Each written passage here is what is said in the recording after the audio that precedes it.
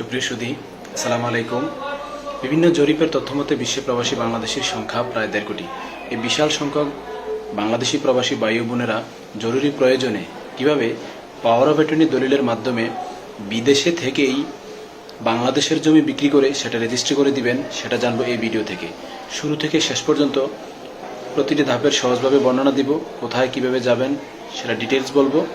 না টেনে সম্পূর্ণ ভিডিওটা দেখুন। শুরুতে বলে রাখি, পূর্বে বিদেশি পাসপোর্টধারী বাংলাদেশি বংশোদ্ভূতরা এই পাওয়ার অফ অ্যাটর্নি দলিল দিতে পারতেন না, কিন্তু খুশির খবর হলো পাওয়ার অফ অ্যাটর্নি বিধিমালা 2025-এ এটি সংশোধন করা হয়েছে। এখন থেকে বাংলাদেশি পাসপোর্ট বা জন্মসনদ বা জাতীয় পরিচয়পত্র বা বিদেশি পাসপোর্টে নো ভিসা রিকোয়ার্ড স্টিকার থাকলে তিনি পাওয়ার অফ অ্যাটর্নি দলিলের মাধ্যমে বিদেশে থেকেই তার অ্যাটর্নি বা প্রতিনিধির মাধ্যমে বাংলাদেশের জমি বিক্রি করতে পারবেন। বোঝার সুবিধার্থে সম্পূর্ণ বিষয়টি আমি 5টি ধাপে ব্যাখ্যা করব। প্রথমে বিদেশে অবস্থানকারী যিনি পাওয়ার দিবেন, তিনি পাওয়ার অফ অ্যাটর্নি বিধিমালা 2015 এর তফসিল কয়ের ফর্ম নং 3 অনুযায়ী এই ফরম্যাটে পাওয়ার দলিলটি প্রস্তুত করবেন। সাধারণত বাংলাদেশ থেকে দলিলটি তৈরি করে কুরিয়ারে বিদেশে পাঠানো হয়।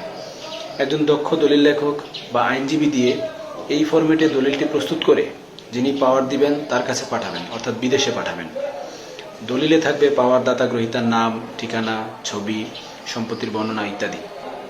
অতঃপর যিনি বিদেশে থাকেন তার কাছে তো দলিল পাঠানো হলো, এখন তিনি সেই দলিলটা ও তার একটা প্রতিলিপি নিয়ে ওই দেশে বাংলাদেশ এম্বাসিতে যাবেন। তখন সংশ্লিষ্ট কর্মকর্তা মূল দলিল ও তার প্রতিলিপিটা এইভাবে প্রমাণীকরণ করে দিবেন বা অথেন্টিকেশন করে ফেরত দিবেন। যেমন এটা করা হয়েছে লন্ডনে বাংলাদেশ এম্বাসিতে। গোলসিলে লেখা আছে high commission for the people's republic of Bangladesh, London.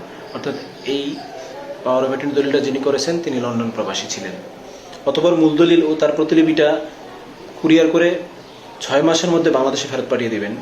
দলিলটা বাংলাদেশে প্রথম প্রবেশের 2 মাসের মধ্যে যাকে পাওয়ার দেওয়া হয়েছে তিনি অথবা তার প্রতিনিধি মূল দলিলটা ও তার প্রতিলিপিটা নিয়ে সত্যায়নের জন্য পররাষ্ট্র মন্ত্রণালয়ের ফরেন মিনিস্ট্রি অ্যাটেস্টেশন শাখায় যাবেন। সচিবালয়ের ভিতরে ঢুকতে হবে না, সচিবালয়ের উল্টা পাশে এই লোকেশনে যাবেন। সেখানে নির্ধারিত ডেস্কে মূল দলিলটি জমা দিবেন। তারা একটি সিরিয়াল নম্বর দিয়ে দলিলটি রেখে দিবেন এবং আপনাকে একটি টোকেন দিবেন। টোকেনে লেখা থাকবে সত্যায়নের পর কত তারিখে দলিলটি ফেরত দেওয়া হবে। এছাড়া আবেদন গৃহীত হয়েছে মর্মে আপনার মোবাইলে একটি SMS আসবে। এরপর নির্ধারিত তারিখে, সাধারণত 1 সপ্তাহ বা 10 দিন পর, টোকেন দেখিয়ে দলিলটা নিয়ে আসবেন। এই সময়ের মধ্যে মূলত তারা সংশ্লিষ্ট এম্বাসিতে খোঁজ নিয়ে দেখে আর কি যে দলিলটা সঠিক কিনা।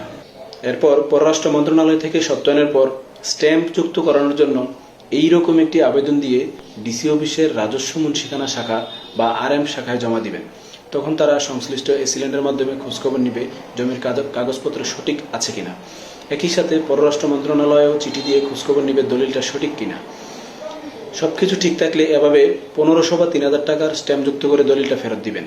এই স্ট্যাম্প যুক্ত করতে হয় দলিলটা বাংলাদেশে প্রথম প্রবেশের 3 মাসের মধ্যে। এইবার ডিসি অফিস থেকে স্ট্যাম্প লাগানোর পর দলিলের সাথে 300 টাকার হলফনামা যুক্ত করে নিয়ে যাবেন সংশ্লিষ্ট সাব রেজিস্ট্রারের কার্যালয়ে। এটা করতে হবে দলিলটা বাংলাদেশের প্রথম প্রবেশের 4 মাসের মধ্যে। কাগজপত্র সঠিক থাকলে সাব রেজিস্ট্রার মহোদয় সেটা রেজিস্ট্রি করে দিবেন। বাস, আপনার পাওয়ার অফ অ্যাটর্নি দলিল রেডি হয়ে গেল। এখন সেটা নকল তুলে যাকে পাওয়ার দিয়েছেন তিনি তার যখন খুশি সুবিধা মতো সময়ে জমি বিক্রি করতে পারবেন। কোনো প্রশ্ন থাকলে কমেন্ট করুন।